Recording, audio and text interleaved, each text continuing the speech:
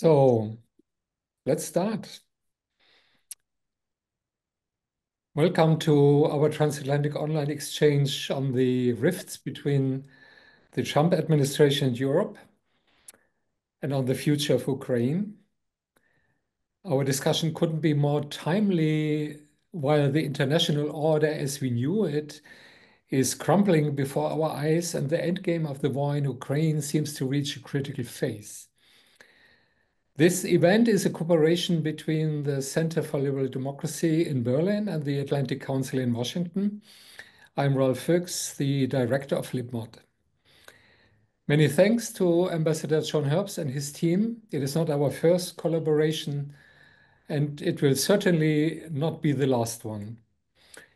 When transatlantic relations between governments are at an all-time low, it's even more important to have this kind of exchange on the civil society and expert level.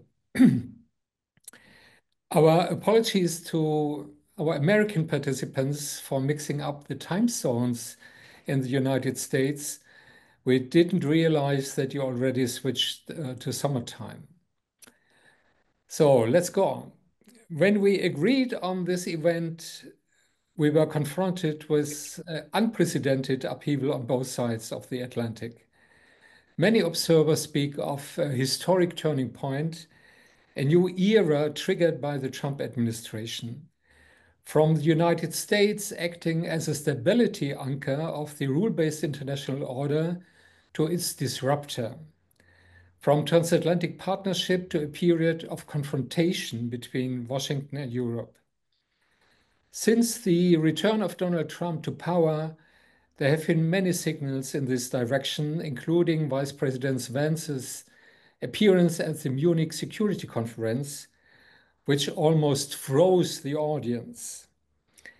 But the real test for the transatlantic relationship is Ukraine. The way Mr. Trump and Mr. Vance dealt with President Zelensky in the White House was a shock to many of us. And the following abrupt stop of military and technical assistance was an invitation to Putin to escalate the war. In Europe, this turn of events triggered a political earthquake. One direct consequence is the intention of the future governing coalition in Berlin to take on massive debts for defense and the economic modernization of the country. Perhaps future historians will say that Donald Trump became an involuntary midwife for a European defense union. In any case, the moment of truth has come for Europe. Will we be able to make our security and the future of our continent into our own hands? Things are moving fast. Since yesterday, we have a new situation again. What does the Jeddah agreement between the US and Ukraine mean? And what role will the Europeans play in possible negotiations with Russia and in securing a ceasefire? I personally have my doubts if it will really take place. There's more than enough stuff for our conversation. And with that, I hand over to John Herbst, who will moderate our discussion. Thank you very much. John, the floor is yours. Ralph, thank you very much for suggesting this idea way back in January. And I'm glad it's finally come to fruition. It's always wonderful to work with you. All right, we have a terrific round of speakers for our audience. I'll give you their names in alphabetical order, and that will also be the speaking order because there's a certain substantive sense to that, which it'll become clear as the conversation proceeds. We have first, in alphabetical order, Dan Fried, a former Assistant Secretary of State for European Affairs under President Bush, and Dan was then the sanctions chief under President Obama. He was also a former National Security Council senior director, and of course, ambassador to Poland. We next have, again, in alphabetical order, Michael Gahler, who's a member of the European Parliament since 1999, a member of the CDU, and also a former German diplomat. And I've had the opportunity of working with Mr. Gahler in Brussels and in Ukraine. We were in Ukraine together just a couple of weeks ago. Very ardent supporter of Ukraine against Moscow's aggression. We have then also Marie Mendras, another colleague of mine for well over a decade, a noted expert on Russia and Eurasia, and a professor at the Sciences Po University School of International Affairs. She was also director of policy planning at the Quai d'Orsay, so she brings governmental experience to a very strong academic record. And finally, but not least, we have Robin Wagner, a member of the Bundestag from the Green Party since 2021. Also extensive experience in Eastern Europe and Eurasia, the coordinator for intersocietal cooperation with the South Caucasus, Moldova, and Central Asia. All right, Dan, we'll start with you because, as Ralph pointed out, we've got a very different administration in Washington and something of a change maker. So what do you think Trump is up to vis-a-vis Ukraine? You've been following this closely and writing and speaking about it since before the new administration came in. So over to you, Dan.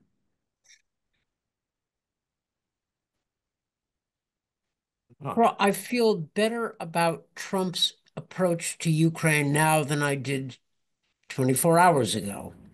That is, this successful meeting in Riyadh has resulted in the U.S. lifting its harmful and pointless restrictions on military assistance and intelligence sharing with Ukraine. And the ball has been thrown back into the Russian court to see how and whether they respond to the offer of a temporary ceasefire.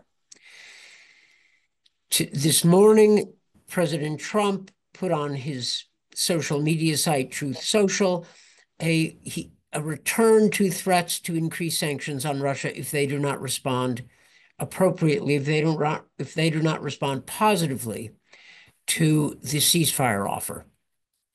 So this puts us in a better place. It puts us back to where we should have been at the conclusion of the Oval Office meeting now 10, 11 days ago, 12 days ago. That was a harmful and probably unnecessary detour. We're back to where we should be, and hopefully now the United States will work with Ukraine and with Europe to focus attention and, if needed, pressure on Russia, which is, after all, the source of the problem. It is possible that Trump's plan for ending the war in Ukraine could work in a way that benefits us all. That is, a ceasefire in place plus security for Ukraine could succeed. The French and British have stepped up, offering to lead a security mission inside Ukraine. They are right to insist on American backup. Secretary of Defense Hegseth said there is no way the U.S. will deploy soldiers inside Ukraine, but he made no mention of and did not rule out the possibility of American support, backup, including military backup for a European force inside Ukraine. So there is the possibility of a decent outcome. I mean, there is much more to say about the Trump administration's and Trump world's approach to transatlantic security, but you didn't ask me that, and I don't want to take up time. I'll answer the questions because you have your plan for how you want this discussion to go. Strong and short response. Thank you, Dan. Okay, Mr. Gahler, you are welcome to comment on anything Dan just mentioned, but also picking up on the theme that Ralph introduced. We have a new government coming in Germany. We have a new chancellor coming in. How will that impact Germany's approach to Russia's aggression in Ukraine and the European diplomacy and perhaps military operations that may be necessary to secure the good outcome that Dan just described?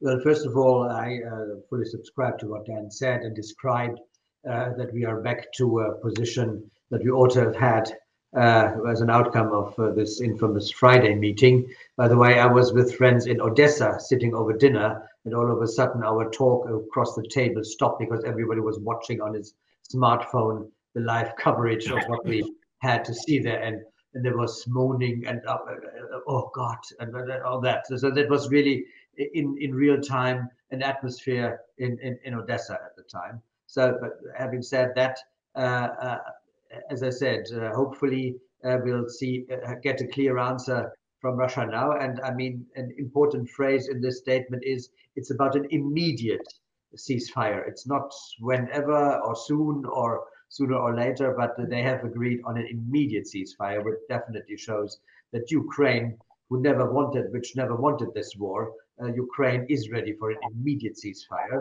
and that puts Russia under pressure. And I'm looking forward to any official response. There have been some irrelevant people making their remarks. We are not accepting things from outside. We decide on our own or whatever. The formal answer is to be expected, and I hope then, if it were, that Russia is trying to, well, bypass a clear answer and continue simply, that then direct consequences will be announced also from the US administration. We in the European Parliament today passed a resolution clearly confirming our stance that we have had always since the full outbreak, and adding an oral amendment on welcoming what has been decided and calling on Russia to accept it. That was our position just today. Now on Germany, I've tried to describe it, and that is my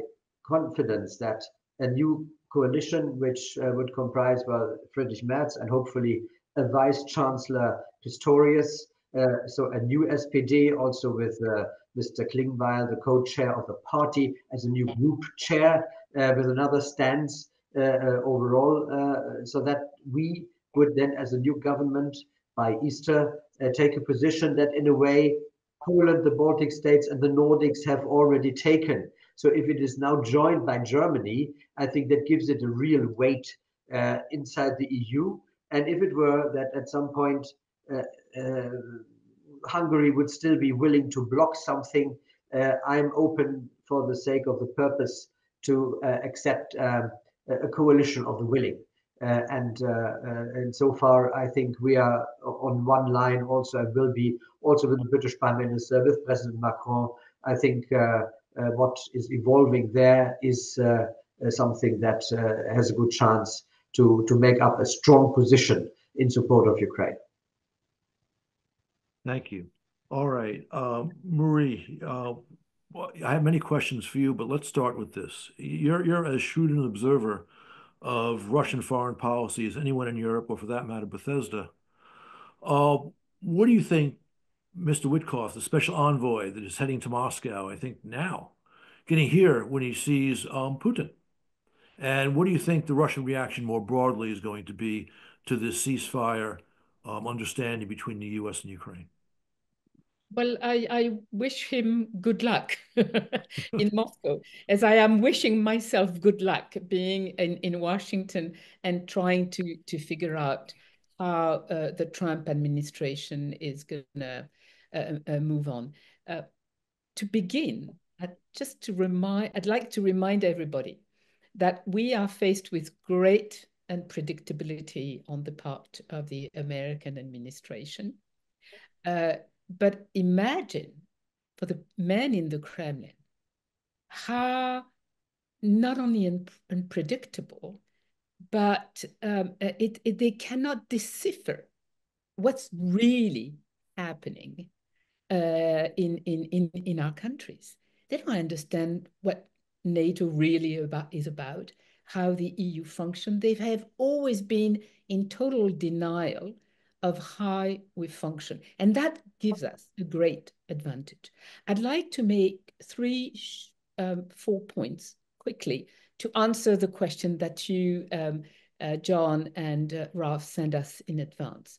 Well, the first point I'd like to make, just following on Dan's introduction, is that to a large extent, what's been happening in the last 2 weeks is very much the result of the work of European countries. It is the leadership of Emmanuel Macron and Keith Starmer, followed by many other European leaders, Canadian leader, and also with the future Chancellor of Germany. Of course, this is very, very important that Germany is really back at the center. If we look back on all our meetings from the Defense Summit in London on the 2nd of March, the EU meeting on the 6th of March about an extraordinary strong defense budget that has been decided, and the hundreds of meetings, of telephone conversation, visio conferences that have been taking place between all of us, NATO. Just think that Trump and Putin, if I'm not mistaken, have spoken only once for about an hour and a half in February. That's it.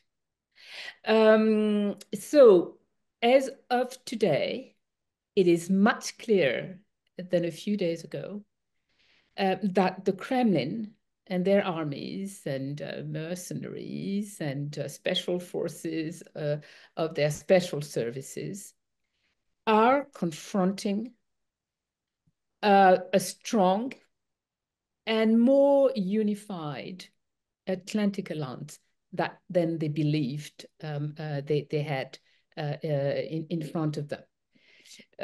My second point, which is a very important one, is the nature of the ceasefire. As you probably remember, a few weeks ago, President Macron came up with a clear position about the fact that we Europeans would not support a ceasefire free of a strong peace agreement with all the problems already on the table, from exchange of prisoners to reparations after the war because we don't want to have another Minsk. And this is what is key, I think, for the meetings today, tomorrow, and in the days to come, is how we might have a chance to secure the offer of ceasefire that would still be part of that larger peace agreement. And certainly in the Kremlin, they know about it. But now, and that's my third point, now for Vladimir Putin, the situation is not as good as 2 weeks ago. Also, in a way, I would say for President Trump, the situation is not as good as 2 weeks ago. That is, the Ukrainians and the Europeans are back, and they're very strong, and there's no way there can be relationship just because between Moscow and Washington without the Ukrainians and the Ukrainians. So that's a major progress. Trump wanted to put pressure on us and on the Ukrainians. Now he has to put pressure on on Putin. So we have to read this Trump-Putin duo as a very tactical, fragile axis of convenience. And I will end with my fourth point, which is the question you ask about troops on the ground. It has been a complicated question. When it was launched more than a year ago, the idea was to have presence of specialized teams and engineers and possibly military as well, while the Ukrainians continue to fight. Now the question is to have troops on the ground to guarantee a ceasefire that might be signed sometime. This is not easy. It will all depend, of course, on Moscow's response. I believe Putin today feels a little trapped. His options have narrowed. But he cannot spoil today this relationship with the American president. Thank you very much. You covered a lot of ground and also quickly. I appreciate that. Okay, Mr. Wagner, I'd like to ask you the same question that I asked Mr. Gahler regarding the impact of the incoming German administration on Berlin's policy towards Russia and the war and its aggression in Ukraine. And also, if you want to comment on anything that's been said already, but briefly, please. Yes, we see definitely a necessity to increase. Oh, here, what is this? Okay, yeah. And we definitely have a necessity for new German power in the relations also in Europe. And we see it right now as these weeks in Germany, we are negotiating the biggest investments in military that we have ever done. It is unfortunately that we have to do it quite in a rush at the moment. As Mr. Merz prior to the election always said, we do not need any extra money. And the day after the election, he recognized that there is a gap between the necessities and what is available with money. So we have to do that quite in a rush. But I hope that we manage in Germany to have a consensus between the democratic parties that we get extra money for defense, and that is what we are negotiating at the moment, because we definitely need to do that. We need to step up as Europeans, and that also means stepping up as Germans in this, let's say, alliance of Europeans for stability and peace that we need. So it would be in addition to European Union. And we should be very careful when doing that as Europeans, that we do it in the spirit that we are acting as a strong European pillar within a still existing transatlantic partnership, while at the moment we have the Atlantic pillar there that is unpredictable and unreliable.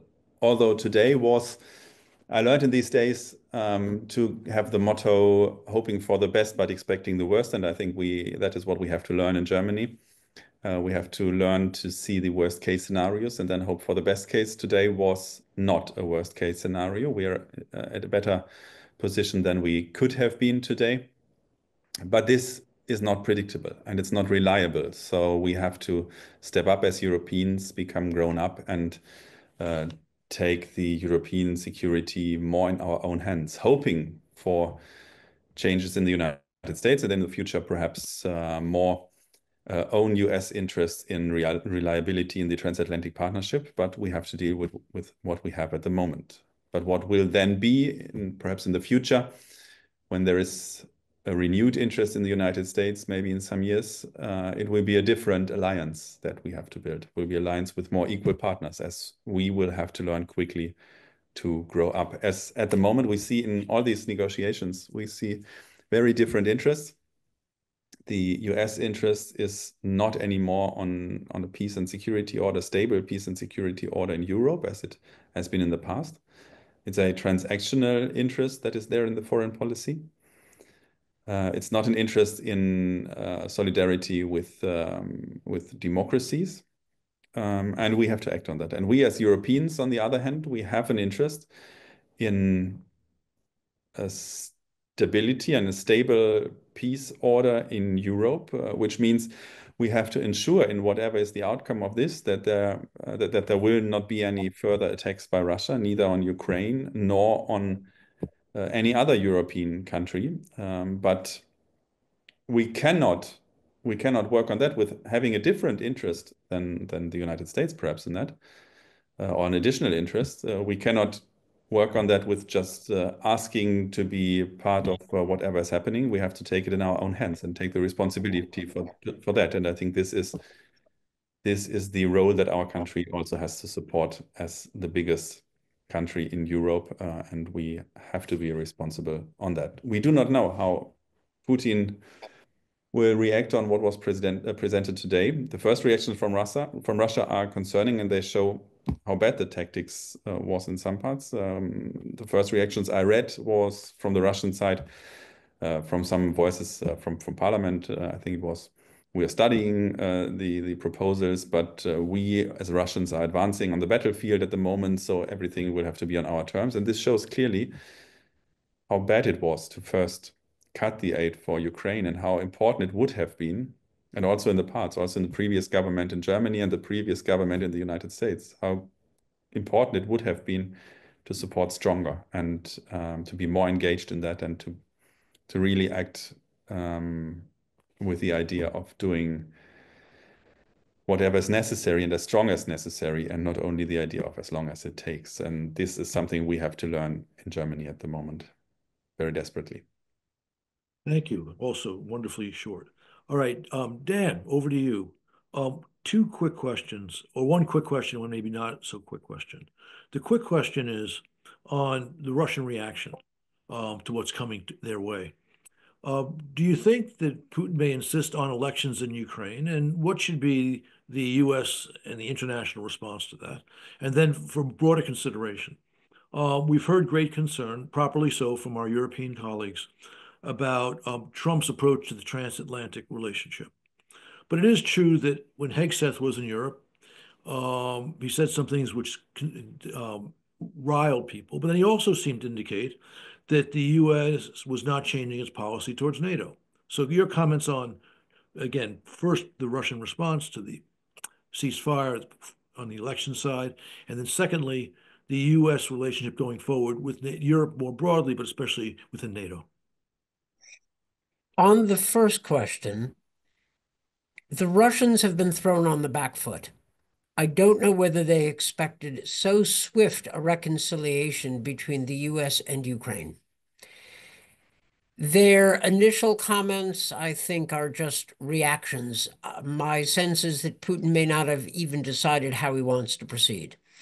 I think, John, your specific question is a reasonable one. Putin is apt to throw new conditions or detours or deflections into the mix. Those of us who have dealt with Russian diplomacy are quite familiar with this. The risk for the Kremlin is that if they seem to be stiffing Trump, he may respond poorly to them. He may slap back. Now, I don't know that he will do this, but the Kremlin has to consider this. So we shouldn't rule out the possibility that he would actually accept a ceasefire and then save the onerous Russian conditions for the negotiations. That is, a neutral Ukraine, limits on armaments, no foreign troops. So it is possible that Putin will make our lives easier by being arrogant. His arrogance could prove his downfall, but don't count on it. He could be conciliatory and save his poison for the back end. Now, the larger question, John, is what are Europeans to make of this strategic confusion in the United States, or the strategic hostility from some quarters? And from Ralf Fücks and from all of the Europeans who have spoken, I have to say that the concerns expressed are based on reality. I wish they weren't. I wish I could dismiss them, but they are based on reality. I will say this. There is no such thing as a Trump administration position. There are various deeply divided groups within it. And it is not clear to me which one will emerge on top in the end, if ever. There is a group of, let's say, neo-Reaganites who still believe in the free world. I would like to say that Secretary of State Rubio and National Security Advisor Mike Waltz belong to that group. There is a group of Asia Firsters that believe that Ukraine is a strategic liability, we're best shed of it, and that Europe is either a liability or at the minimum must do more for itself and we must do less for Europe because the chief challenge is in Asia. I think they're utterly wrong because we are dealing not with two separable theaters, but one big theater. But it doesn't matter what I think. This is their view. Elbridge Colby, who's been nominated and is waiting confirmation to be Undersecretary of Defense for Policy, an important position, is a leader in this group. There is a third group, which I would call either the Yalta group or the Lindbergh group or the Great Power Condominium group. They think that dividing up the world, or the George Orwell 1984 group, they think dividing the world in three parts, China, Russia, US, is just fine. Strong men need to deal with strong men. And you hear this, a kind of subtext from a lot of them. Elon Musk seems to speak in those terms, and there's a kind of great power cynicism underlying, I'm afraid, what Vice President Vance said, including at Munich. However, Europe's standing up, what Marie was rightly called the very difficult and important decisions made under French and British leadership to assemble basically a forced generation process to support Ukraine, and the determination to spend more on defense, means that we could have a happy ending to this, by which I mean the following. The Europeans now understand that Europe needs both strategic capability, which it lacks, and frankly, and I'm looking at you, Marie, strategic autonomy.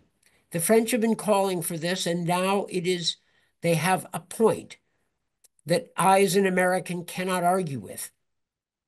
That doesn't mean a strategic divorce, but it means Europe having the capability to act when the Americans are not there for whatever reason. Now, this does not mean the end of the Transatlantic Alliance. Trump loves more than any single strategic school of thought, he loves to win. And if he could be convinced that winning consists of pushing back on Putin for a good deal on Ukraine and closing a deal with the Europeans that at long last they will actually stand up and contribute more to their own defense, he could say and claim that he has saved the Transatlantic Alliance and saved NATO. That is something that, were I in the administration, which I promise you I will not be, but were I in the administration, that is precisely the argument I would be making, that Trump could win and save the Transatlantic Alliance. In any event, whether you are a qualified optimist on the potential for a happy ending or a dark pessimist, in either case, Europe needs to develop strategic capability. And though it pains me to say it, given all these years of arguing with the French, strategic autonomy. That is the ability, not the necessity, of acting on its own, given US unreliability. Now, if this passes, if Trumpism is discredited, which it may be, a stronger Europe is still a good thing. And so I am intent on looking at a positive way forward, even though, trust me, I have many of the same dark forebodings that many of you have. Sorry to go on, John, but you asked two questions, and I wanted to give a serious answer especially for our European friends. Okay, well done. Okay, Mr. Wagner, you have a 1 second and 1 minute intervention before I turn to Mr. Gahler. Thank you. And it's just one thought added in a short-term scenario, and I agree with everything that Daniel just said. Also with the idea that Russia may act differently than I just said, and this might be a scenario. We have to be quite careful in that scenario because it may come with additional Russian propaganda in all of our countries, targeting at the idea that there is a ceasefire right now and that we should decrease support for Ukraine and decrease the idea of there is a necessity for military aid for Ukraine and military armament there. And we should prepare for that idea, because that is one thing that I fear in the scenario that Russia will agree to the ceasefire deal right now and sparing everything up for real negotiations. Just adding to that what Daniel said. I think that admonition is exactly right. Okay, Mr. Gahler. If you want to comment on this, because it is the topic of the moment, meaning how Russia might react and what we should do, you're welcome to. But the real question I have for you is how you see the developing US-EU relationship, because that gets to the heart of the other important part and pillar of the transatlantic relationship. Well, we might see a Russia that openly refuses any immediate ceasefire because they really think that they are on the winning road. Or the other option could also be that they agree to it but don't abide by it. That is what we have seen over many occasions when they agreed to a ceasefire or whatever and never realized it. So we must be very careful on what Russia agrees or does not agree. That is certainly the one thing. Perhaps something quickly on this strategic autonomy. Indeed, we have here on the European level had this debate, and I'm aware that especially in Germany and in the US, and that was coming especially from France, that it has caused some allergy politically, but I think it has never been legally defined. I've always defined strategic autonomy in two ways. On the one hand, that we have an industrial base where in principle we could be self-sufficient in producing what we need, not excluding cooperation and all that. And the other thing is that in case, well, there's an agreement with the EU and NATO to have recourse to NATO resources if need be, in case that such recourse is not necessary, not possible. In the past, I always thought of Turkey perhaps blocking something when it's about the Balkans or so, but today it might be an American administration that doesn't want it. Then still, we would have to be in a position to act. And we have the ingredients of what we need. We have got is partly in an embryonic stage, EU military command, military staff. We have a defense agency. We have other installed things, but still that could be and has to be worked on. And I've always argued it must be something that strengthens the European pillar of NATO. From our side, we have never endeavored to do something separate or against NATO. But if we do something on the safe side, we strengthen the European pillar, and if need be, we can still act on our own. Now, the other question was about Russia. Can you just repeat the relations with the US in future? Or what was the question that you just had? Now, US-EU relationship. The US-EU relationship. The EU. European. US-EU relationship. Well, Yes. I think once the dust has settled and the chaos at the beginning now, what we see with tariffs, with back and forth and towards up and down and all the and effects of the stock exchange, all that, when politics hits reality in the US at some point, and hopefully soon, I think there should be a realization that we as partners are always prepared to be there. We want this partnership to be continued. I mean, we are not the abandoned beauty rushing after the lover and say, please be nice to us again. That is not the point. But the point is, once those people who say America first and think America first means America alone, then once they realize that that is not enough to pursue your interest, and then I think we should be there and define and find out how much we still have in common. And I think there is ample space to define, for instance, the policy on China. I think China is in different ways a threat or a challenge to both of us in Europe and towards the US. And I think currently they are leaning back and looking that we are at loggerheads with each other, throwing tariffs on each other, weakening ourselves mutually. And who profits from that? It's them. You go out with US aid out of the entire world. I was in South Africa 2 weeks ago.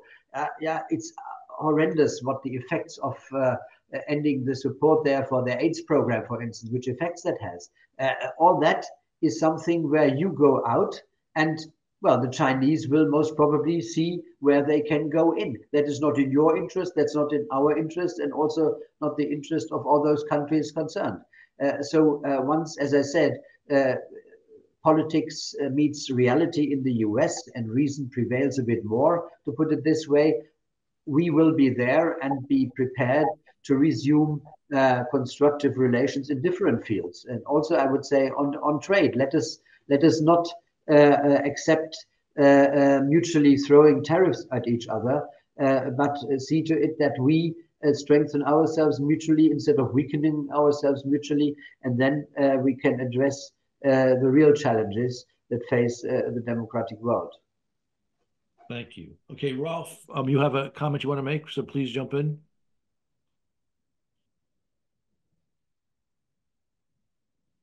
Or not? Are you there? Yeah, pardon me. I was muted. I said, of course, I'm also interested in any speculation about Putin's and Russia's response to the new offer from Washington. But I think first thing should be that at least the Europeans should finally come to terms what to negotiate about and what not. You know, after more than 3 years of war, there is still no unity on the end game of the war. What are the minimum goals we want to achieve and to defend in this war? And what should we be willing to negotiate with Russia with the agreement of Ukraine and the involvement of Ukraine, and what not?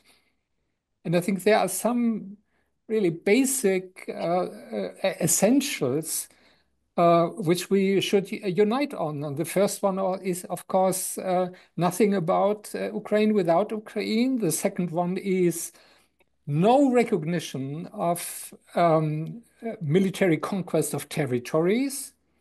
Maybe there will be a ceasefire, but no legalization of a border change by force. The third one, and maybe the most important, is full sovereignty for Ukraine. Full sovereignty in terms of domestic policies and Ukraine's foreign and security policy. No veto power for Moscow in Ukrainian affairs. No limited sovereignty for Ukraine. And the next point is EU accession of Ukraine is not negotiable. We should accelerate it, but Russia has no say here. So I think these, and in terms of security guarantees, this is also a matter between Ukraine and her allies. So Russia should have no say on which kind of security guarantees Ukraine wants and needs. And I think these should be the basic principles we should unite very quickly on and communicate it also towards Washington. Yeah. And my last point is, I totally agree with all these arguments on medium and long-term strategic sovereignty of the EU. But now it's about short-term action, urgent short-term action, both diplomatically and militarily, to bring Ukraine in a position of strength. Yeah, and to avoid a scenario that finally Ukraine has to submit to Russian conditions. And this is now the litmus test. If we, the Europeans, are able in a quick action, yeah, to increase our support for Ukraine. Thank you. All points very well taken. Marie, if you want to comment on that, you're welcome to. But also, I have one very specific question for you. You in your remarks at the top, you correctly said how important it is that Europe stood up, especially under Macron and Starmer's leadership, regarding deploying troops to Ukraine. Obviously, also worth pointing out, one of the ideas of the Trump initiative. Do you think that Macron's efforts and Starmer's efforts to bring in other Europeans will be successful? And do you anticipate, assuming that the negotiations move in the right direction, that we will see that deployment? And how long would it take to do? Thank you for this question. First, I'd like to build on what was just said and by the previous speakers, and reassure Ralf that from France, and I am in contact with decision makers, with deputies. Our position has changed, and everything that you have mentioned, Ralf, is mentioned when I have a meeting at the Élysée Palace or at a ministry. And of course, it's there, and it's much more there and much more openly stated after the White House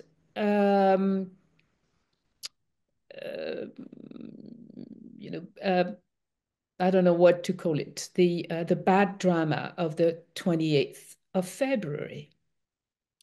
What we all remember from that day is that Volodymyr Zelensky kept his dignity. And I mean, he is even more popular now, certainly in Ukraine, that is shown in polls, but also in our countries. It's been from the point of view of the Americans, it's been a humiliation. But for us, because we do not see Donald Trump and his vice president as reasonable leaders, we knew we had only one thing to do, which was to support Zelensky even more. And that was our great motivation to accelerate the pace and have all those meetings and decisions that were made in the 2 weeks that followed. And Dan, you are very right. What we need to do is build also on Zelensky's formidable talent, which is to make sure that Donald Trump can save face. This is the only way it functions. And this is where Zelensky was so strong and smart.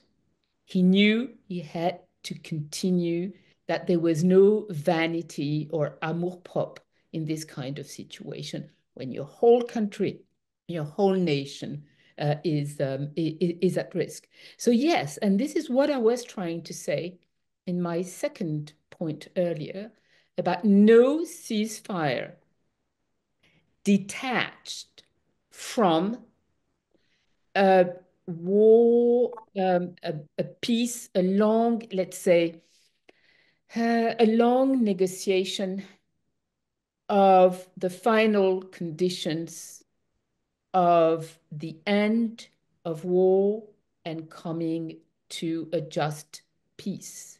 So this ceasefire, which, by the way, has been mainly drafted by the Ukrainians, well, the Europeans, but we gave the courtesy to Donald Trump to present it as his ceasefire. So we're smart. This is limited to 1 month, precisely to make it clear that this is a test of will. We see what Russia does, whether they really stop bombing populations, whether they stop their military fighting or not. This is why the 1 month only is extremely important. But the good thing is that it gives Donald Trump a trophy, and it got US military support and intelligence support back, which of course puts the Russian army and the Kremlin in a position of weakness, I would say today. If this is right, I think what we have to do is to say very clearly now that the only just peace is a defeat of the Russian army, or whether we prefer to call it a withdrawal of the Russian army from Ukraine. And when this, even if we don't want to call it a surrender, but this withdrawal will go with what goes with a military retreat after an aggression, that is the reparations, trials, etc., etc. So this is what we're fighting for in Europe. And honestly, it seems to me that now there is more and more of a consensus, because I will not go into this now, but this is what I'm working on now. Russia is also in trouble inside. So I do not think that they can go on indefinitely with this war if they are really confronting NATO. Thank you very much. Okay, Mr. Wagner, if I could ask you to hold your comments to about 2 or 3 minutes, I'll let you speak about any subject you want, but then we'd like to get a couple of questions from the audience, which is a very distinguished group. Yes, and I can keep it short because I agree with most of what has been said. And Marie's last, Russia is in a bad situation at the moment, and we should not overestimate always what is Russia's situation. And they have quite some problems in the economic situation. They have their problems in the domestic stability at the moment, with discussions within the region that are there. But nevertheless, we will have to face this Russian aggression for some time. And I agree with a lot of what has been said. One thing that I think has not really been answered, one of your questions was towards the demand for elections in Ukraine. And I'm the only thing I can always say to that I cannot imagine how to hold real, fair and democratic elections in a country that is currently at war. And it's out of good reason that we in the German constitution have a regulation that in a scenario where Germany would be under attack in a military war, there would be no elections in Germany. It is written down in our constitution. So I do not really see any place for that. Isn't it also in the US constitution? I think so. I don't know about the US constitution. Maybe John Herbst, perhaps. I'm unaware it's in the Constitution, but we do know that we had elections during our Civil War. And in fact, people who are very naive about the Russian danger to the United States have quoted that, have made that point in trying to urge elections in Ukraine, which we all know is the Putin talking point. It's definitely in the Ukrainian constitution for the parliament, absolutely. And explicitly for the parliament, and I would say implicitly for the president as well. Yeah, and then I wanted to comment on. So I'm really interested in hearing some ideas from the audience. Okay, if we have audience questions, here's your opportunity. And Ralf, please explain how they can ask questions. Please just write it in the chat. Good idea. Short comments or questions, and then John and the speakers can pick up.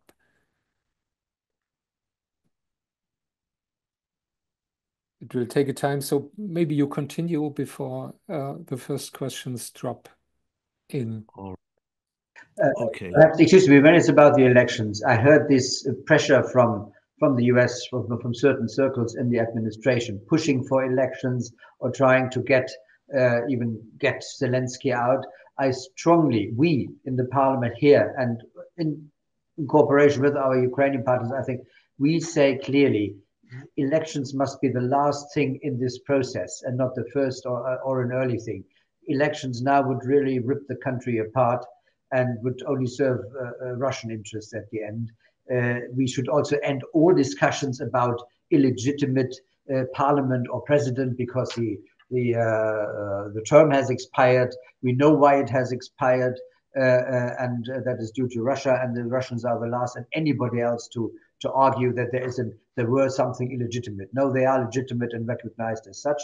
And we agreed also with the partners at the earliest 6 months after the end of martial law that elections should take place. And I learned also last week that the Election Commission is by no means ready to adapt and amend the legislation for the internally displaced, for the diaspora, for the soldiers in the trenches. They are by no means ready. So any discussion about elections is premature and doesn't serve the purpose. Well, also added to that is all the opposition parties do not want elections, and civil society does not want elections, and the Ukrainian public does not want elections. Yes, I mean, if I may, May I add Please, to this? please. I mean, and the whole thing came from Moscow. Because they wanted Donald Trump to say that the dictator was Volodymyr Zelensky and not Vladimir Putin. Second, it would be extremely dangerous and working, of course, would profit Moscow, is that the population that are occupied and hostages, and there are quite a few million now, would find themselves in the situation where they could not participate in any election. So it would be a big win for Putin, who could say, well, we have, those provinces are ours. They've been ours for 3 years. And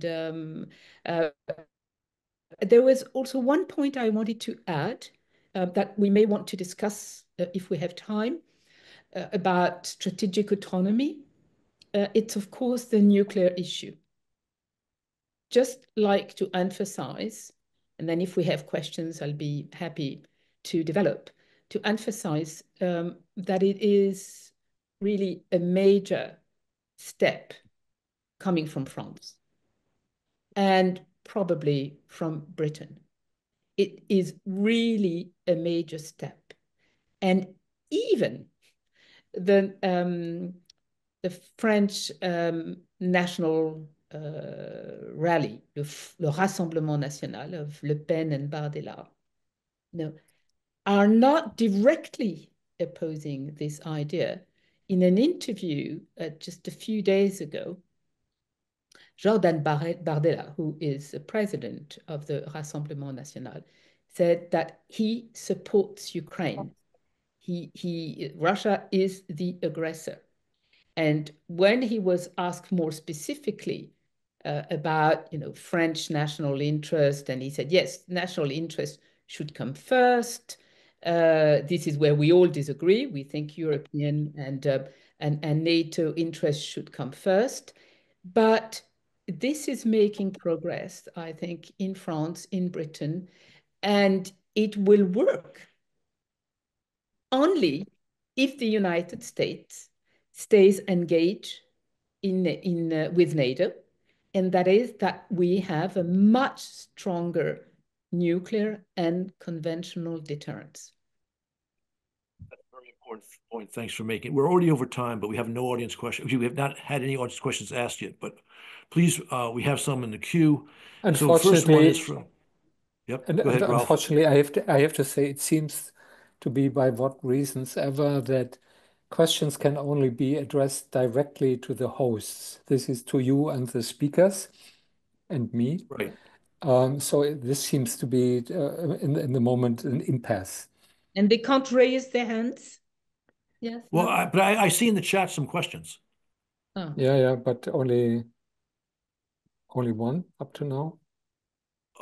Right, we can do that one question, and it's from Ambassador Robert Brinkley in London. It's from Mr. Wagner, and the question is this: will the Green Party support the proposal by the incoming German coalition to relax the debt brake to allow increased defense expenditures? An admirable question, which can be answered quickly, I hope. Well, actually, it was the Green Party running around the last month, always telling everybody that we need extra money in Germany, that we desperately need it for defense and that we need it for our infrastructure. It was Friedrich Merz who always said that we don't have any problem with getting money. We just have to cut some spendings. And now the reality is different. This is a necessary thing to do. But the problem is with the proposal of the incoming coalition is that it is not guaranteed extra money that is in there. And these are some problems we have. We have with the military part a problem that it's only focused on military and not on security. For example, it is not in that proposal that we need extra money on our intelligence, where we have a problem, for example, that we need it for cybersecurity and for all these other issues. That is not in this part. And so we as Greens made another proposal, which is in Parliament, which will be in the Parliament session tomorrow, and which is part of the negotiations that happen right now between the CDU, the Conservatives, the Social Democrats, and the Greens. This is the one part, and the other part is that we constantly keep telling them that when we raise 500 billion euro for infrastructure, it should be on extra infrastructure and not on funding some election promises that they made. So we are very open to mobilize the extra money we need for security, but it should be guaranteed that it is really extra money and that is really focused on what we need for security. And there are negotiations happening at the moment. Thank you. We have a question from Kees Nederlof. The question is this: if the U.S. would again defer intelligence to Ukraine, would Europe be able to provide real-time intelligence? Marie, can you handle that in less than 2 minutes? Who are you asking? Marie, could you answer that question quickly? I don't know. Oh, you Sorry. don't? Sure. I don't know. I don't have the answer. Anyone like to jump in and try and answer that question? Ralf, please. John, John, not myself. I just want to read a question by Charlotte Roth from Stockholm, Skeos. She wrote, I see parallels between what is happening now and what happened in 2014-15, when we all became engaged in Russian negotiation theater with the Minsk agreements, trilateral contact group, etc. This is the classical Kremlin playbook. And now the question, is here a risk that we engage in too much hopeful thinking, becoming demandeurs for keeping a peace negotiation process going? And I would say, instead of stepping up military support for Ukraine? Yeah, Mr. Gahler, would you like to? Oh, he's left us. Mr. Wagner, would you like to answer that question? I got one in the queue for you, Dan.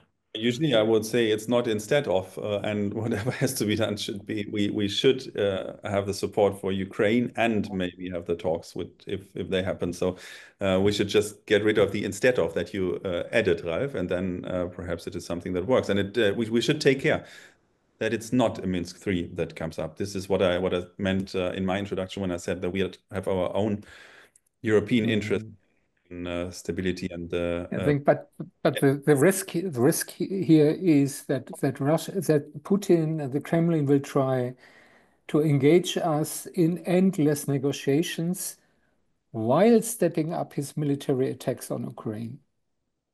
And at the same time, in the West, the readiness and willingness to engage will go definitely down because we are in negotiations and peace is around the corner. And that is the danger. That is why I warned in my short comment that if we have the scenario that right now Russia agrees to ceasefire right now and have these negotiations, that they will increase the Russian propaganda targeted at our countries in order to convince population here that we need to reduce or that we can reduce the support for Ukraine. So we have to be very, very careful that that does not happen. And we have to really see this danger that might happen. And concerning the intelligence question that was there, I cannot really answer what we can support, what we could support, and so on. But what I can say is that it's not just for fun that I mentioned that in our proposal for security investment we have to make, we have a strong focus on intelligence. Very important subject. Marie, you want to comment, but 1 minute of comment. On the subject of the danger of, if we're looking at... Yes, I'll be happy to. I think, yes, this is the risk. This is the risk that in a few months, with the help maybe of Donald Trump and certainly of Putin's propaganda, Mr. Orban and others, we might be targeted as those that stop the peace process. That's very clear. Now, what I wanted to answer to Ralf is that so far the Kremlin has failed in trying to drag us into this appeasement kind of process.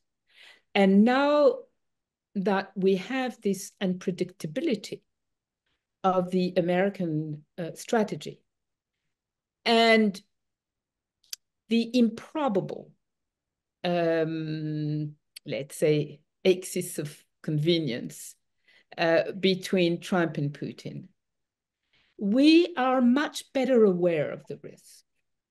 We are just building now on our mistakes of the last 3 years, and the fact that in a number of countries, and certainly in the major countries of Europe, there is a consensus on foreign policy and defense, even with some strong opposition in parliament.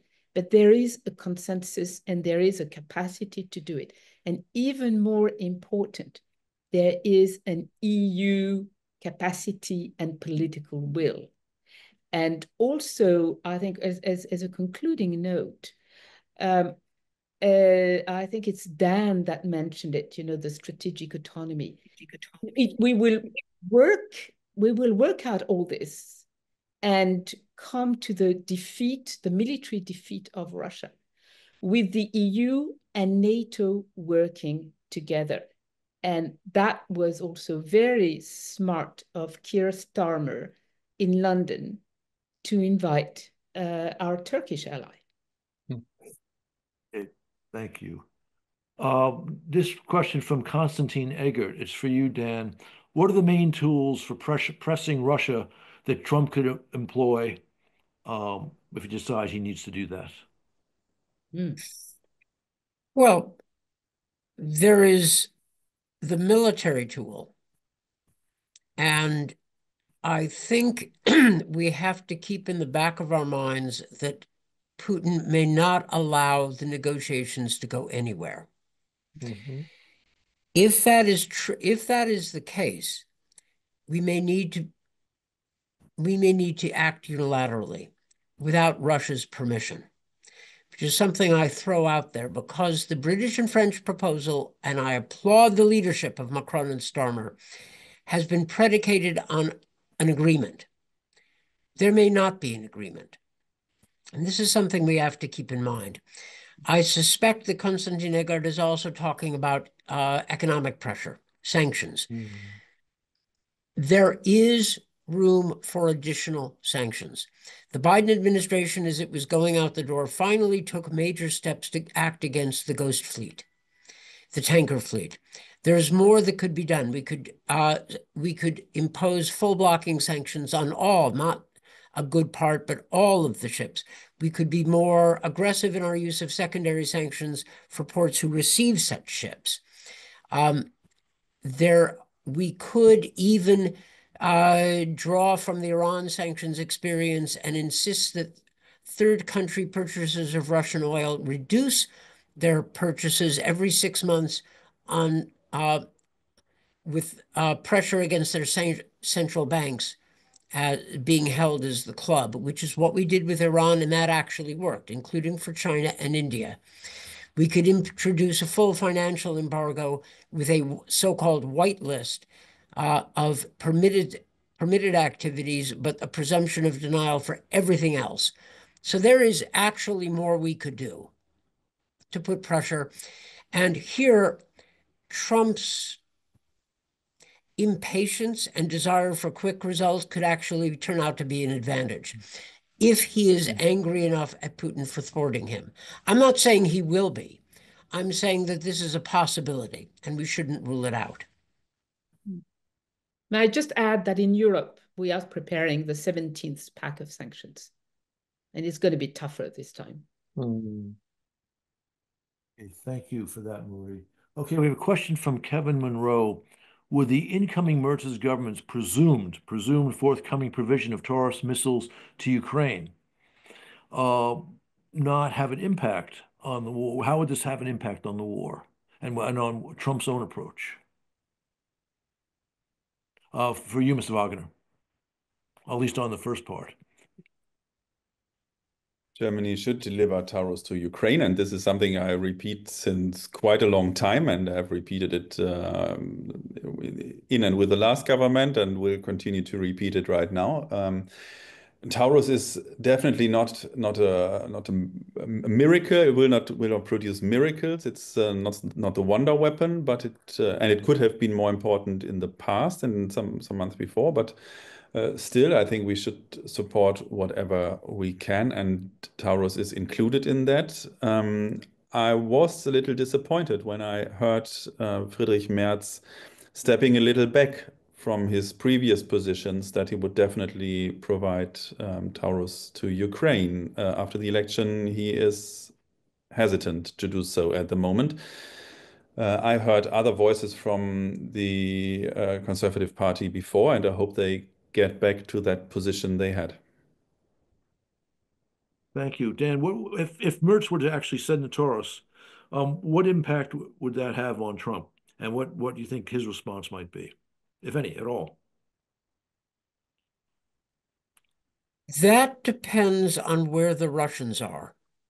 If the Russians have agreed to a ceasefire without conditions, Trump may argue for restraint, if not a curtailment, but certainly no additional heavy weapons to Ukraine.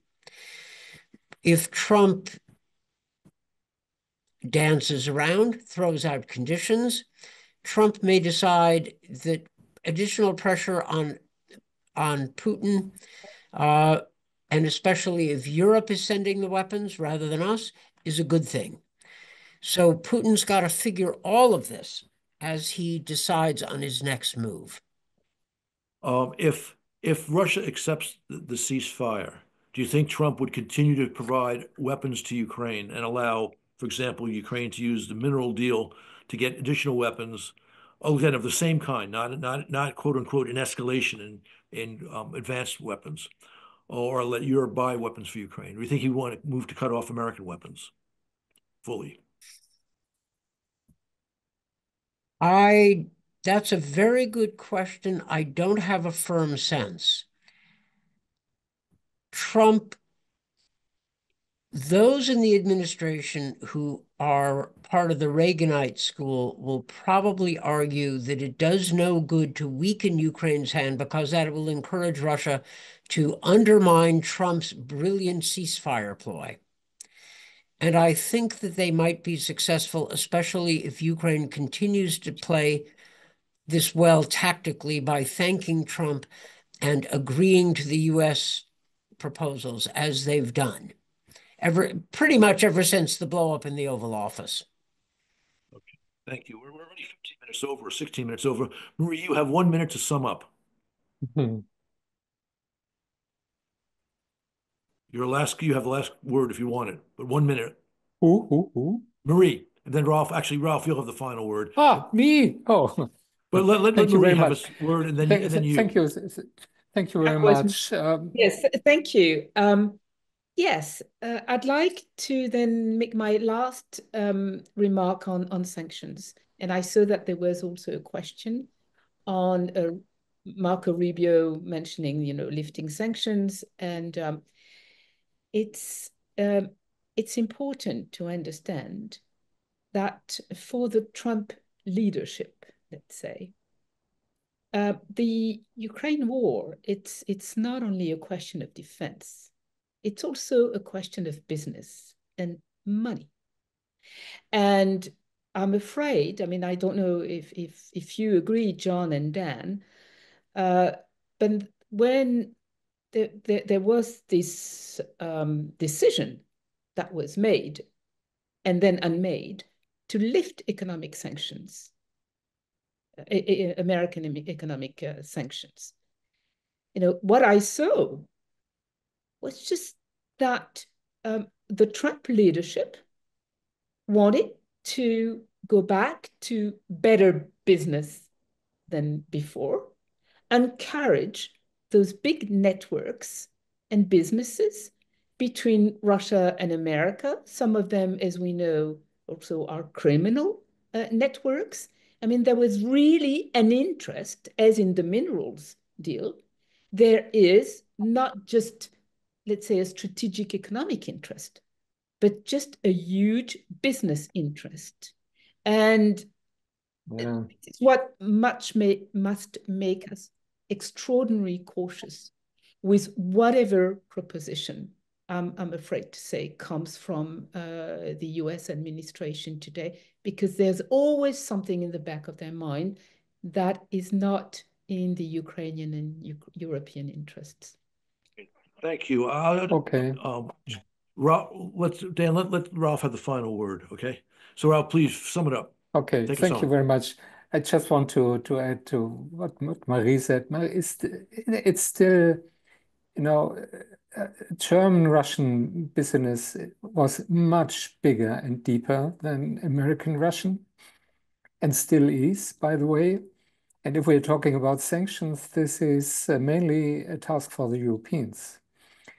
But this is only a side note on our conversation. I found it extremely stimulating and rich, both with regarding the big picture and the interesting details.